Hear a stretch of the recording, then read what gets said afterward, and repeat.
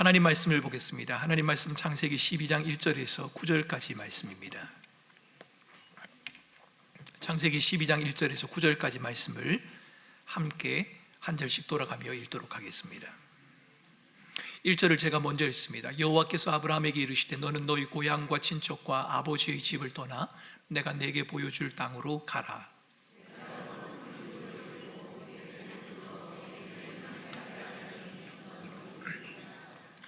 너를 축복하는 자에게는 내가 복을 내리고 너를 저주하는 자에게는 내가 저주하리니 땅의 모든 족속이 너로 말미암아 복을 얻을 것이라 하신지라.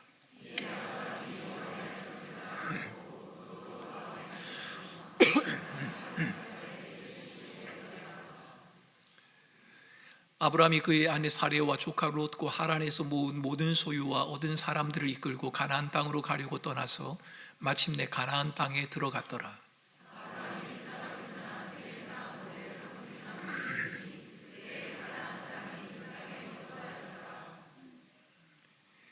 여호와께서 아브라함에게 나타나 이르시되 내가 이 땅을 내 자손에게 주리라 하신지라. 자기에게 나타나신 여호와께 그가 그곳에서 제단을 쌓고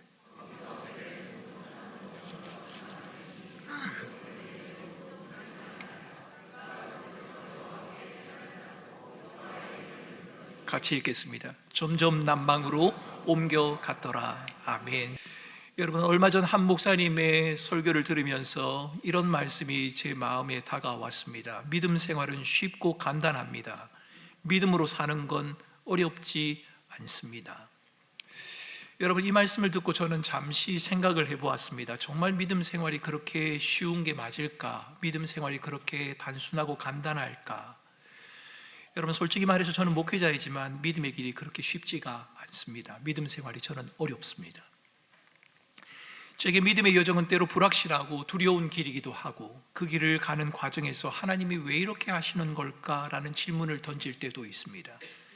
믿음의 결단을 한 후에 이렇게 하는 것이 맞을까라는 의심이 들기도 합니다. 여러분, 어젯밤에 제가 저희 교회 교우들에 관한 소식을 저희 교육자 단톡방을 통해서 들었습니다. 저희 교회 꿈나래 부에 다니고 있는 세 가족인데 아이라고 하기에는 좀 나이가 많습니다. 20대 중반인데 장애를 가진 친구가 어젯밤에 사라졌습니다. 어제 오후 6시 반부터 사라졌는데 아직까지 찾지를 못했답니다. 어제 그 어머니와 통화를 하면서 그 어머니가 그러시더라고요. 목사님, 수천 번 있는 일입니다.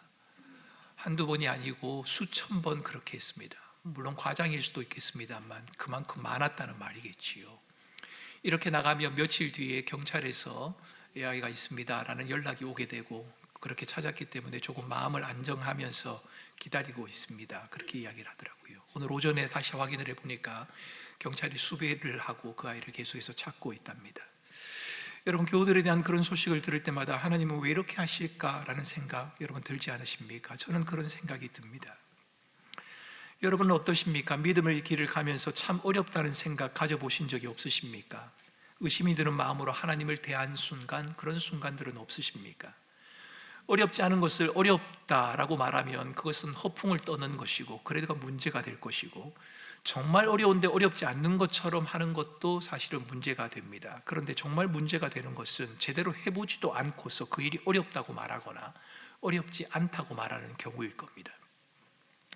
그 사람에게는 얼마나 어려우냐, 어렵지 않느냐가 문제가 아닐 겁니다. 별로 하고 싶지 않아서 그렇게 말하는 걸 겁니다. 해보지도 않고 어렵다, 어렵지 않다라고 말하는 건 할 마음이 없다라는 그런 말이겠지요. 어렵다, 어렵지 않다고 말하는 표현은 같겠습니다만 제대로 해본 사람이 어렵다, 어렵지 않다라고 말하는 것과 해보지도 않은 사람이 어렵다 혹은 어렵지 않다라고 말하는 것, 여러분, 표현은 같지만 이 표현은 각기 다르게 취급이 되어야 할 겁니다. 제대로 해본 사람이 어렵다라고 말하면 그것을 해야 하는 사람에게 도전과 주의가 될 수 있습니다. 아, 어렵구나, 그러니 주의해야겠다, 정신을 차려야겠다, 이렇게 생각할 수 있지 않겠습니까? 하지만 해보지도 않은 사람이 어렵다, 어렵지 않다라고 말한다면 우리는 그 말을 신뢰할 수가 없습니다. 오늘 본문에서 아브라함이 하나님의 부르심을 따라 나그네의 길을 시작하게 되었습니다. 성경은 이 사건을 두고 믿음에 참여한 것이다, 믿음으로 한 것이다 라고 그렇게 소개를 합니다. 아브라함이 하나님의 부름을 받은 것이 75세라고 오늘 성경은 기록합니다. 그리고 성경은 175세의 아브라함이 죽음을 맞이했다고 하니까 아브라함은 약 100년 동안 믿음의 길을 걸었다, 이렇게 말할 수 있습니다. 아브라함을 떠올릴 때 여러분들은 어떤 이미지가 생각나십니까? 그의 믿음이 언제나 흔들림 없이 완전했다, 이렇게 생각하십니까? 창세기 15장은 아브라함이 여호와를 믿었고 하나님은 아브라함이 하나님의 약속을 믿는 그 행위를 의로 여겼다라고 기록을 합니다. 아브라함이 아들 이삭을 하나님에게 드리게 될 때 아브라함이 하나님을 경외하는 줄을 내가 알았다라고 성경은 또 기록하고 있지요. 창세기 14장에서 전쟁에서 이긴 아브라함은 전쟁의 승리가 내가 한 것이 아닙니다, 하나님이 주신 것입니다 라는 것을 고백하기 위해서 전리품의 일부를 그냥 내어놓습니다. 여러분, 아브라함의 믿음이 빛을 발하는 장면들이지 않습니까? 역시 믿음의 사람이구나 라고 말입니다. 이렇게만 보면 우리는 아브라함의 믿음은 흔들림이 없고 온전한 것이었다라고 말할 수 있을 겁니다. 좀 과하다면 그 표현이 아브라함의 믿음은 우리와는 달랐다고 말하거나 역시 아브라함은 믿음의 사람이라고 부르기에 손색이 없다, 우리가 그렇게 말하는 데는 무리가 없어 보입니다. 하나님을 향한 믿음이 드러나는 본문에서 아브라함이 주저하거나 머뭇거리는 모습이 보이지 않기 때문입니다. 우리는 그 모습을 보면서 믿음으로 살아가는 것은 그렇게 어려운 게 아닌가 보다, 아브라함처럼 하면 되나 보다라고 생각할 수도 있을 것 같습니다. 아브라함처럼 나도 믿음으로 살아야지라고 결심을 할 수도 있을 것 같고, 아니면 반대로 믿음 없는 우리의 모습을 나는 왜 아브라함처럼 살지 못하지라고 우리의 믿음을 탓할 수도 있지 않겠습니까? 그런데 여러분, 우리는 이런 아브라함의 모습을 두고 믿음으로 살아가는 것이 쉽다 혹은 어렵다라는 결론을 내리기 전에 성경이 우리에게 말하고 있는 아브라함의 다른 모습을 살펴볼 필요가 있습니다. 성경에는 하나님께서 약속을 주셨음에도 아브라함이 그 약속을 의심하고 두려워하는 장면이 여러 차례 등장합니다. 아브라함은 기근을 피해서 애굽으로 내려가면서 아내 사라를 동생입니다 라고 속인 적이 있습니다. 하나님께서 약속하신 대로 자녀를 주시겠다 그렇게 말씀하셨는데 아브라함은 종인 하갈을 통해서 자녀를 얻으려고 한 적도 있지요. 하나님의 시간을 기다리기보다는 자신의 조급함 때문에, 두려움 때문에 불완전하고도 흔들리는 모습, 그 모습을 보여주기도 했습니다. 학자들은 이런 아브라함의 믿음의 모습을 흔들리는 믿음이다 이렇게 표현을 합니다.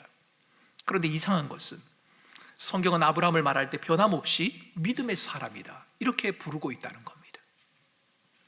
갈라디아서 1장에서 믿음으로 말미암은 자들은 아브라함의 자손이다 라고 말할 만큼 아브라함의 믿음의 대명사로 성경에서 소개되고 있는 것이 사실입니다.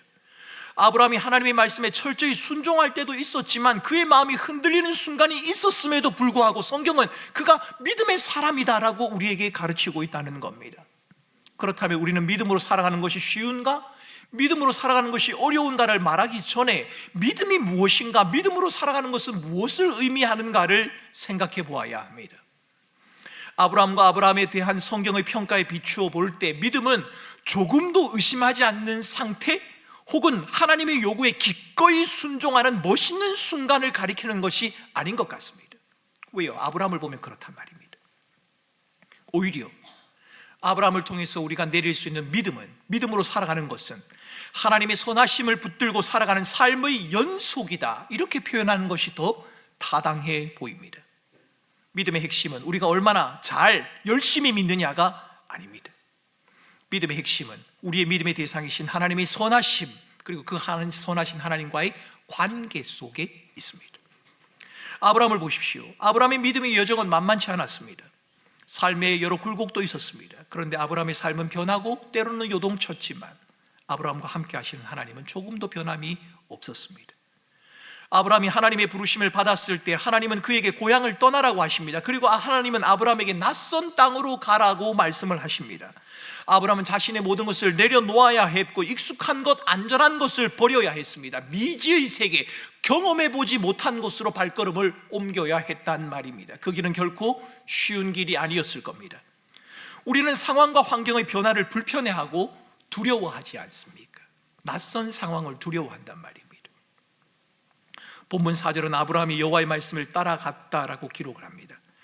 아브라함이 여호와의 말씀을 따랐다라고 하는 표현에는 여러 가지 의미가 담겨져 있습니다. 낯설고 익숙지 않은 길에서 아브라함이 주어진 상황과 형편에 적응해 가는 것을 배웠다, 그런 의미이기도 할 것이고, 하나님이 아브라함의 요구하는 명령, 그 규칙을 하나하나 지키고 따랐다라는 말이기도 할 겁니다. 하지만 우리는 아브라함이 하나님의 말씀을 따른다라고 했을 때 그것이 행동에 대한 반응이기 전에 하나님에 대한 전적인 신뢰를 포함하고 있다는 점을 놓치지 말아야 합니다.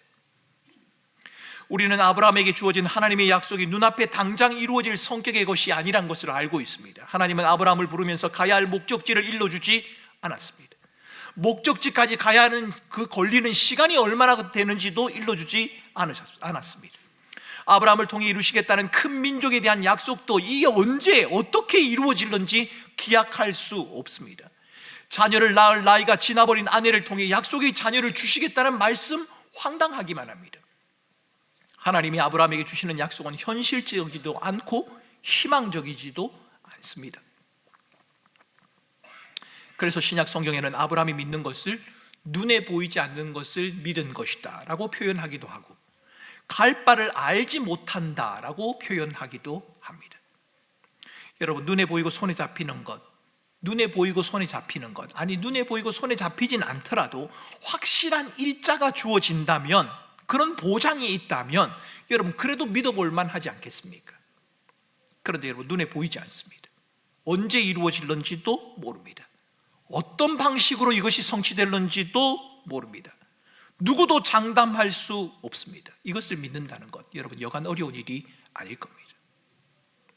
그럼에도 불구하고 모호해 보이고 비현실적인 것으로 보이는 것을 믿으며 그 길을 가기 위해서는 그 약속을 말하는 대상, 그 대상에 대한 신뢰가 전제되어야 합니다. 말이 아니라 누가 그 말을 하고 있느냐, 그 말을 하는 사람이 신뢰할 만한 사람이냐라는 것이 먼저 전제가 되어야 한다는 겁니다. 말은 맞는데 말하는 사람을 신뢰하지 못하는 경우가 있지 않습니까? 그 사람이 하는 말은 맞습니다. 말은 맞기는 맞는데 그 사람을 신뢰할 수 없기 때문에 그 말조차 의심스러워지는 그런 경우가 있을 겁니다. 누군가를 신뢰하지 못해서 그 사람 입에서 나오는 말은 하나도 못 믿겠다, 이런 경우도 있을 수가 있겠지요. 말도 맞습니다. 그 사람도 신뢰할 만합니다. 그런데 그 사람에게는 그것을 이룰 능력이 부족한 경우, 그런 경우도 우리는 종종 있습니다. 아브라함에게 보이는 믿음은 어떻습니까? 성경은 아브라함이 하나님을 믿었고 그의 말씀하신 바가 이루어질 것도 믿었다라고 기록을 합니다. 아브라함은 하나님을 믿었습니다. 하나님도 믿었고 하나님의 말씀도 믿었습니다. 하나님을 신뢰하고 의존하는 삶을 살았다는 말입니다. 그런데 저는 하나님을 신뢰하고 의존하는 삶을 살아간 아브라함에게서 자주 흔들리는 모습을 발견할 수 있다고 여러분들에게 말씀드렸습니다. 신뢰합니다. 하나님을 의존합니다. 그런데 흔들립니다. 조급함과 두려움 때문에 거짓말을 하기도 하고, 자녀로 보고 근원이 되게 하시겠다는 하나님의 말씀에 어이가 없다는 듯이 웃음으로 반응하기도 한 사람, 그 사람이 바로 믿음의 사람 아브라함입니다. 하나님의 약속을 기다리기보다 나름대로 해결책을 찾으며 인간적인 방법을 취하기도 했던 사람, 그 사람이 바로 아브라함입니다. 믿음의 사람이라 불리는 아브라함이 그랬다는 말입니다. 만약 우리가 믿음으로 살아가는 삶이 확신이나 결단이나 흔들림이 없는 것이다 라고 말한다면 우리는 감히 아브라함을 믿음의 사람이다 이렇게 말할 수 없을 겁니다. 그러나 아브라함의 흔들림과 연약함, 넘어짐 중에도 성경이 그를 여전히 믿음의 사람이다 라고 부르는 이유는, 믿음은 확신이나 결단, 한순간의 그럴듯한 경험이 아니라 하나님의 관계 안에 머무는 것이요, 하나님에 대한 신뢰와 의존이기 때문에 성경은 아브라함을 믿음의 사람이다 라고 그렇게 말하는 겁니다. 성경은 막연히 언젠가 하나님께서 아브라함에게 잘해 주실 것이라고 희망하는 그 희망을 믿음이라고 말하지 않습니다. 어떤 상황에서도 변하지 않고 우리를 찾아오셔서 함께 하시는 하나님, 그 하나님의 신실하심을 붙들고 살아가는 그 모습, 그 하나님 안에 거하려는 애씀, 그것을 오히려 믿음이다 라고 성경은 표현해 주고 있습니다. 여러분, 이렇게 말한다면 여러분의 이해에 도움이 되실까요? 여러분, 저는 비행기를 타고 가는 동안 조종석의 문을 두드리거나 조종사에게 왜 이렇게 운행을 합니까? 왜 이렇게 비행기를 조종합니까? 라고 물은 적이 한 번도 없습니다. 비행 중에 난기류를 만나서 비행기가 흔들릴 때도 있고, 언젠가 저희들이 김포에 오기 전에 저희 가족들과 함께 제주도를 잠시 다녀온 적이 있습니다. 근데 그 비행기가 제대로 착륙을 못했습니다. 착륙을 하려고 내리던 비행기가 갑자기 급상승을 하더니만 다시 주변을 한참 돌다가 그 다음에 다시 내렸습니다. 아마도 난기류를 만났던 것 같습니다. 여러분, 그때도 저는 조종사에게 왜 이런 일이 벌어지느냐고 저는 묻지 않았습니다. 기내 안내 방송을 통해 조종사가 알려주는 내용에 귀를 기울였고, 조종사의 지시에 따라 자리에 앉아 있었을 뿐입니다. 왜 그렇게 했느냐고요? 저는 비행기를 조종하는 능력은 없지만 조종사에게는 비행기를 조종할 능력이 있기 때문입니다. 저는 그 조종사를 신뢰했기 때문에 그렇게 한 것입니다. 얼굴을 본 적이 없습니다. 아는 사람이 아닙니다. 그러나 비행기를 제주도까지 데려간 것은 제가 탄 비행기가 목적지까지 데려다 줄 것이라는 저의 확신이나 신념이 아니라 여러분, 조종사에 대한 신뢰와 의존이었다는 겁니다. 비행기는 도착 시간이 있습니다. 목적지가 정해져 있습니다만 여러분, 믿음의 길은 그렇지가 않습니다. 우리 인생에 무슨 일이 언제 찾아올는지 우리는 알지 못합니다. 우리의 삶이 어디로 진행되어질는지 여러분, 누구도 장담할 수 없습니다. 하나님께서 모든 것이 합력하여 선을 이루시겠다고 하신 그 말씀이 어떤 방식으로 우리에게 펼쳐질까? 누구도 장담할 수 없다는 말입니다. 우리의 인생 자체가 불확실하고 때로는 두렵고 힘이 들기도 합니다. 본토 친척 아비집을 떠난 아브라함의 삶이 그랬던 것처럼 우리의 삶은 불확실하고 불투명합니다. 하나님을 믿고 기다려야 하는데 하나님의 계획을 기다리지 않고 우리 나름대로의 해결책을 찾으려 할 때도 물론 있지요. 그런데 저는 그런 우리들의 모습을 믿음 없음이나 불신이다 그렇게 말씀드리고 싶지 않습니다. 하나님께서 아브라함이 흔들리는 모습을 믿음 없음이라고 꾸짖고 계시지 않기 때문입니다. 여러분, 마가복음 9장에 보면 귀신 들린 아이를 데리고 예수님에게 나오는 아버지의 모습이 묘사되어지고 있습니다. 귀신 들린 아이를 데리고 아버지가 예수님에게 나왔습니다. 그런데 이해할 수 없는 외침을 아버지가 외칩니다. 이렇게 말입니다. 내가 믿나이다. 나의 믿음 없는 것을 도와주소서. 내가 믿나이다. 나의 믿음을 도우소서는 말이 됩니다. 그런데 내가 믿나이다. 나의 믿음 없음을 도와주소서. 믿는다는 것과 믿음이 없다는 것은 반대되는 말이지 않습니까? 이 반대되는 말을 아버지가 외치고 있다는 겁니다. 믿는데 믿지 않는, 서로 반대되는 두 단어가 함께하는 이 표현을 어떻게 이해하시겠습니까? 순회 설교자인 노진준 목사는 이 표현이 모순이 아니라 온전히 믿지만 여전히 불안하고 여전히 잘 모르겠다는 긴장의 상태로 해석을 합니다. 하나님께서 우리에게 선물로 주신 믿음에 의해서 단번에 구원이 임한 것이 맞습니다. 여러분, 우리는 단번에 구원을 받았습니다.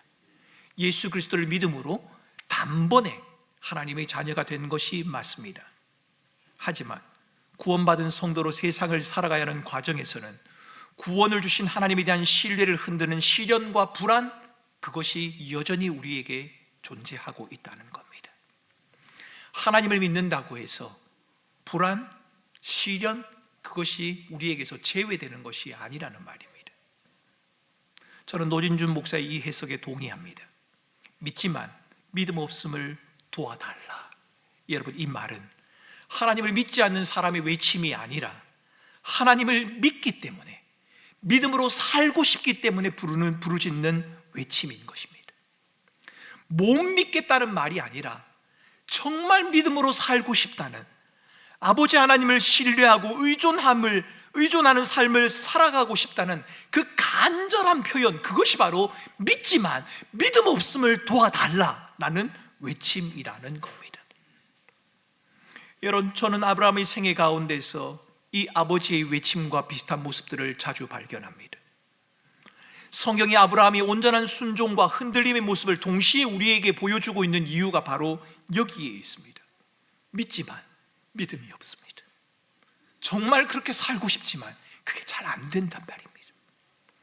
저는 여기서 설교를 시작하면서 드린 질문을 여러분들에게 다시 한번 던져보려고 합니다. 믿음 생활이 쉬우십니까? 아니면 믿음 생활이 어려우십니까?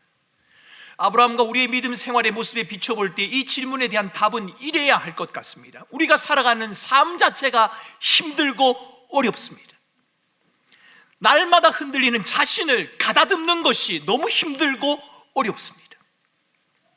그렇습니다. 우리는 살아가는 하루하루가 쉽지 않고 자기 자신을 다스리며 살아가는 것도 어렵습니다.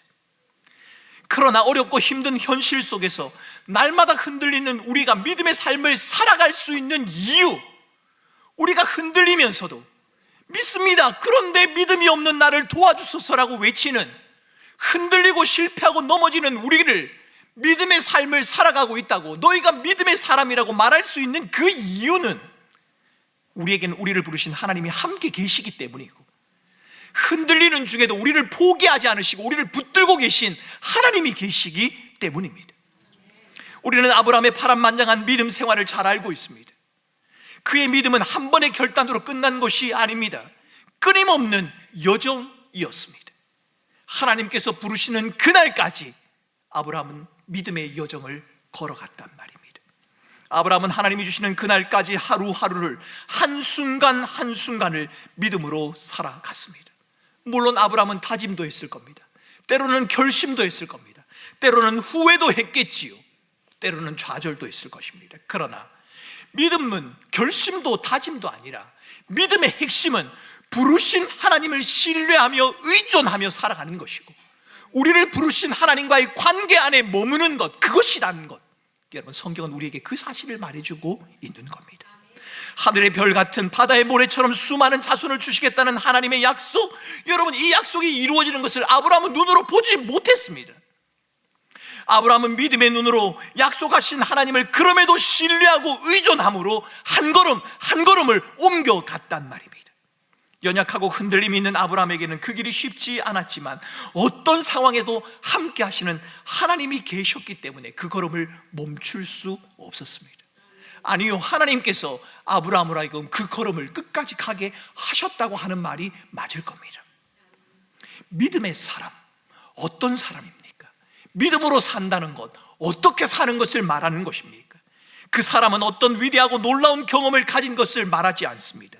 모든 상황에서 주저없이 순종하는 담대함을 가진 것을 가지고 믿음이라고, 믿음으로 살아가는 것이라고 말하는 것이 아닙니다.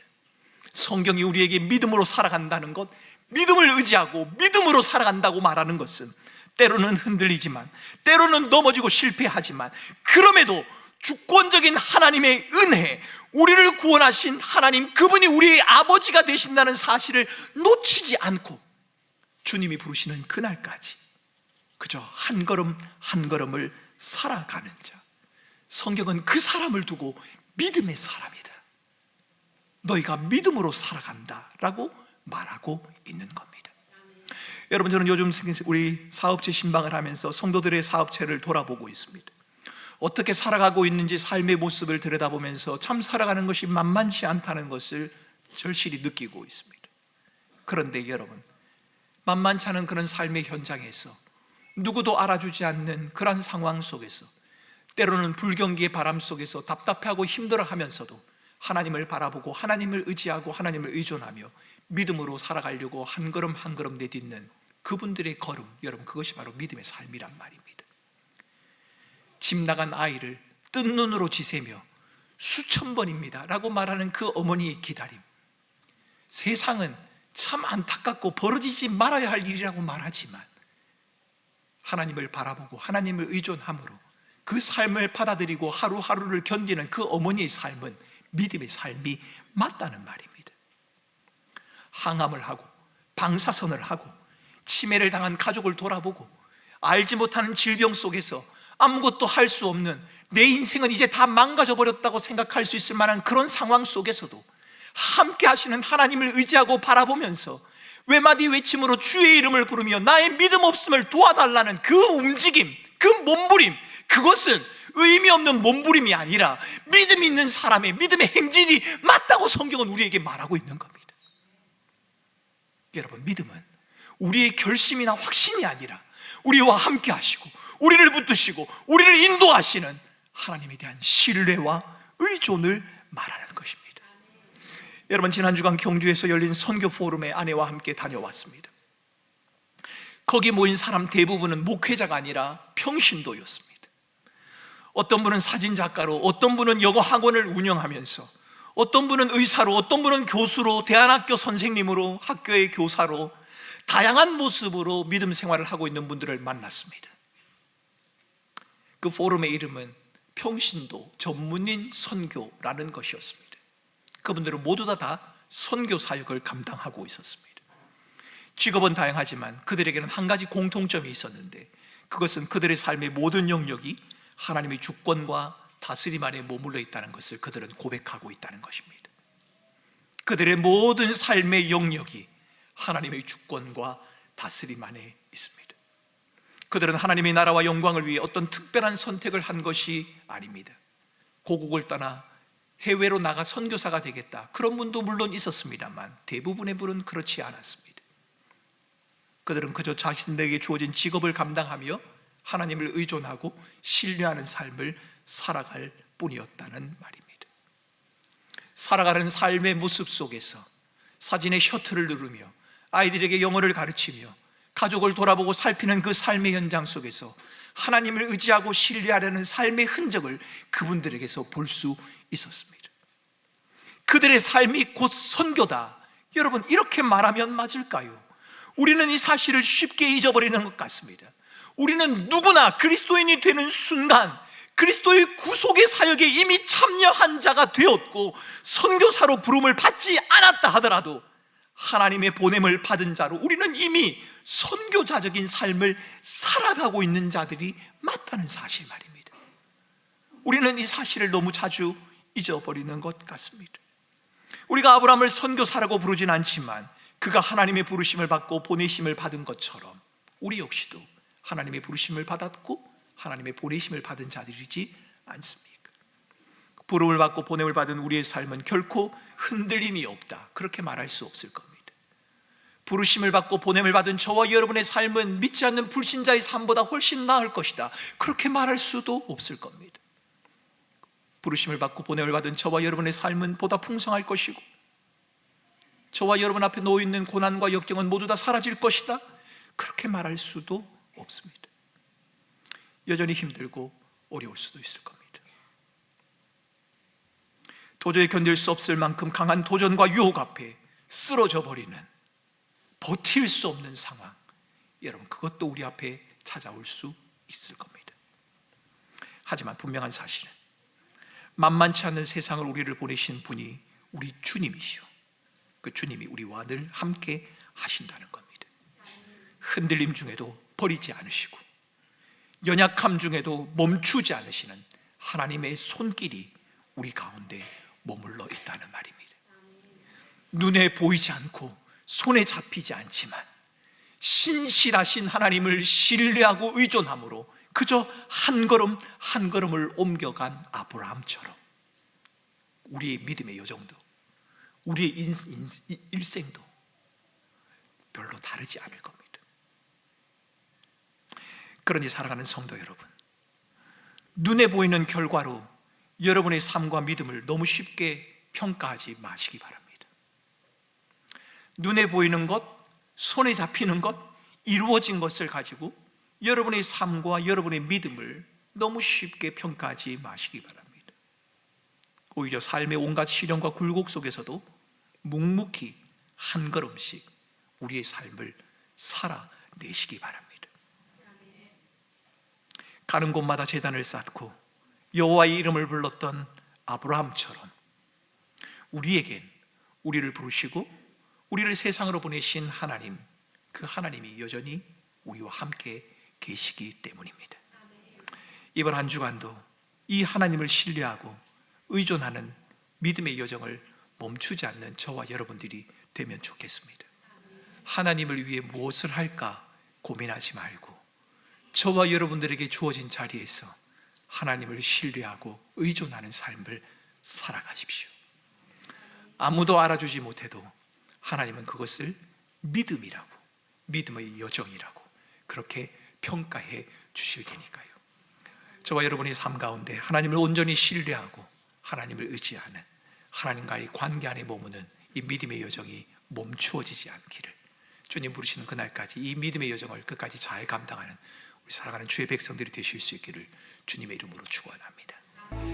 여러분의 말씀을 기억하며 함께 기도하겠습니다. 하나님을 의존하고 신뢰하는 믿음의 여정, 여러분, 우리가 살아가는 삶의 모든 과정, 그것을 성경은 믿음으로 사는 것이라고 말합니다. 그래서 잠언 기자는 우리에게 그렇게 말했겠지요. 너는 범사의 여호와를 인정하라. 여러분, 저와 여러분의 삶의 형편이 별로 마음에 들지 않는 분이 계실 겁니다. 이 상황 속에서 하나님을 믿고 살아가는 것은 불가능하다고 느끼시는 그런 분도 계실런지 모르겠습니다. 그런데 여러분, 그 모든 상황이 하나님의 손안에 있다고 말씀하시고 여호와 하나님을 여전히 신뢰하고 의지하라고 그렇게 말씀하십니다. 우리가 실패하고 넘어져도, 우리의 연약과 부족에도 우리를 포기하지 않으시는 신실하신 하나님을 바라보고 다시 믿음의 걸음을 가자. 주님은 그렇게 말씀하십니다. 하나님, 내가 그렇게 믿음으로 가겠습니다. 나를 도우소서. 그렇게 기도하겠습니다. 모든 상황에 함께 하시는 하나님을 내가 잊어버리지 않겠습니다. 확인하겠습니다. 다시 확증하겠습니다. 그리고 여러분, 우리 교회에 있는 성도들 가운데 하나님의 함께 하심을 믿지만 믿음 없음을 도와주소서라고 외치는 어려움에 처한 자들이 많이 있습니다. 여러분, 자녀가 집을 나가서 들어오지 않는 부모의 마음을 이해하십니까? 그 일이 아니어도 여러 가지 일들로 힘들어하고 어려워하는 분들이 계실 거란 말입니다. 하나님, 그들이 자신의 상황에 매몰되지 않도록 도와주시고 함께 하시는 하나님을 신뢰하고 의존함으로 다시 일어설 수 있도록 주님 도와주옵소서. 그저 터벅터벅 한 걸음 한 걸음 하나님의 손을 붙들고 믿음으로 갈 수 있도록 도와주옵소서. 언제까지 일런지는 모르지만 합력하여 선을 이루신다 말씀하신 주님의 약속의 말씀이 그들의 삶들 가운데 이루어질 것을 믿고 믿음의 여정을 그들이 멈추지 않을 수 있도록 하나님 힘을 더하시고 은혜를 베풀어 주시옵소서. 우리 연약한 성도들을 위해서도 잊지 않고 기도해 주시기 바랍니다. 하나님을 의존하고 신뢰하는 믿음의 여정을 끝까지 가게 해달라고 연약한 성도들을 기억하며 합심해서 함께 기도하겠습니다. 함께 기도합니다. 존귀하신 하나님 아버지, 우리에게 보배롭고 영광스러운 믿음을 주신 것을 주님 감사를